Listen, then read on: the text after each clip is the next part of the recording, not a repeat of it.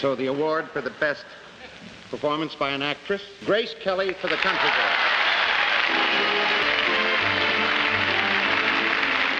Grace Kelly was at the peak of her career. She had it all, the perfect looks, fame, and unrivaled success when she fell head over heels in love. And the man of her dreams was no ordinary person. He was royalty, Prince Rainier III of Monaco to be specific. Now, little did she know that choosing a life with her Prince Charming would strip her of all of her hard-earned wealth, and even in her last hours, she'd have mere thousands to her name. But how did the actress turned royalty end up in shambles in her final days?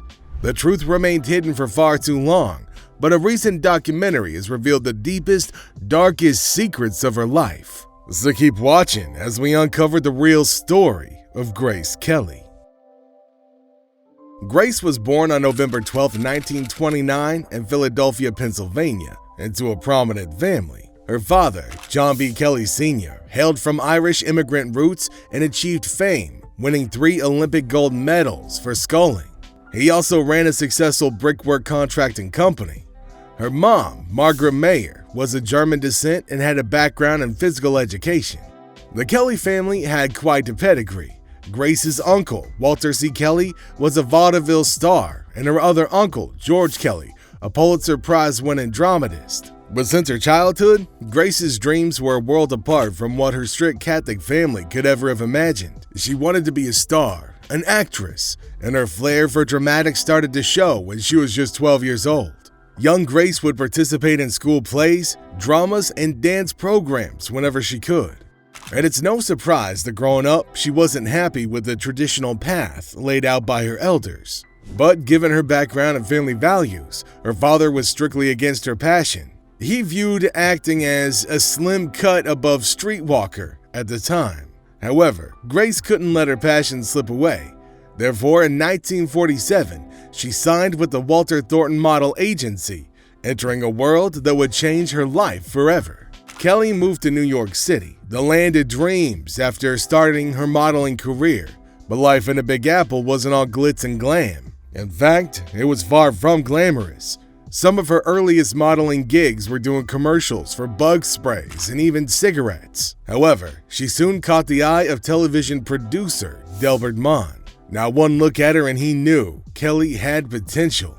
So he cast her as the lead in an adaptation of the Sinclair Lewis novel Bethel Mereday, marking the beginning of her TV career. This was just the start of nearly 60 live television programs that she'd be a part of. It was Grace's little miracle, and soon Theater World magazine recognized her as a most promising personality of the Broadway stage of 1950. Some of her notable works on stage include The Father, The Rockingham Tea Set, The Apple Tree, The Mirror of Delusion, an episode for Somerset Maugham's teleserial. Kelly's big break came when producer Stanley Kramer offered her a role opposite Cooper in Fred Zinnemann's High Noon. However, her performance was heavily criticized, but this experience lit a fire within her, a fire to prove her critics wrong and shine as an actress. She started working on her skills and soon landed another gig, the film Mogambo. And guess what? It was a total hit. Life finally seemed to be in Grace Kelly's favor. Things were improving. She was gaining more fame, more love, and public attention. Her career reached new heights when she began working with Alfred Hitchcock. But as they say, too much fame can also be a bad thing. In 1954, Grace starred in the thriller Dial M for Murder alongside Ray Milland, and it was during the filming of this movie that their infamous affair began. That same year, Kelly won her first Oscar for her role in The Country Girl. However, her relationships with her co-stars started to overshadow her achievements, and not in a good way either. No one would have ever imagined that the rising actress would soon become royalty, leaving her flings behind as her Prince Charming arrived.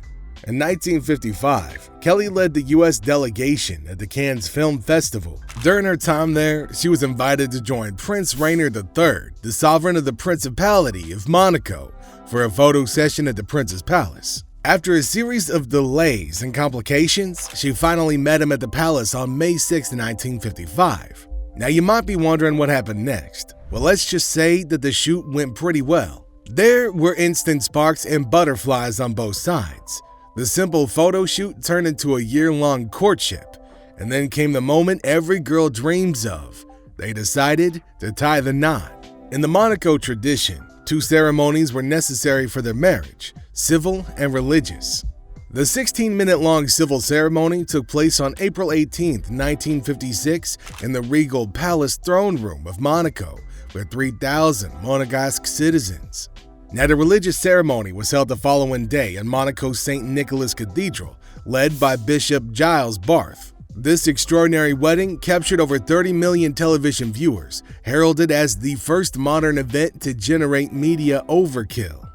Grace walked down the aisle in a gown fit for a princess, designed by the famed Helen Rose from MGM. It took the skilled hands of 36 dressmakers 6 weeks to craft this masterpiece. To say that the wedding was nothing short of a fairy tale would be the understatement of the century. The once struggling actress was now royalty, a princess. While many people celebrated her new life, others couldn't help but feel a tinge of envy. Embracing her new role as a princess, Grace left her acting career behind and immersed herself fully in royal duties and motherhood. Beyond the palace walls, Princess Grace dedicated herself to philanthropy, spreading kindness and goodwill wherever she went. Her royal travels took her to all corners of the globe, where she worked tirelessly for art institutions and charitable causes.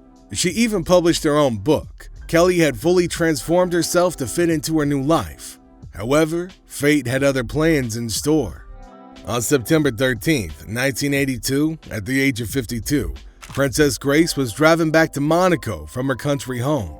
She'd lived a good life up until that point, but at this time, her luck was about to run out.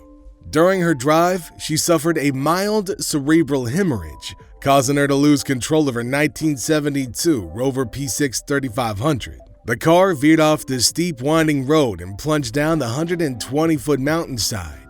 Princess Grace was rushed to Monaco Hospital, where she passed away after suffering from a second, more severe hemorrhage. But as the world mourned Princess Grace Kelly's tragic death, a shocking revelation came to light that sent the media and public into a frenzy. It turns out that after years of working as an actress, and even after becoming a royal princess, Grace had nothing to her name at the time of her death. She only had a mere $10,000 in her accounts. Now, how could that be? This revelation sparked a wave of conspiracies and mystery that remained unanswered for ages, until recently.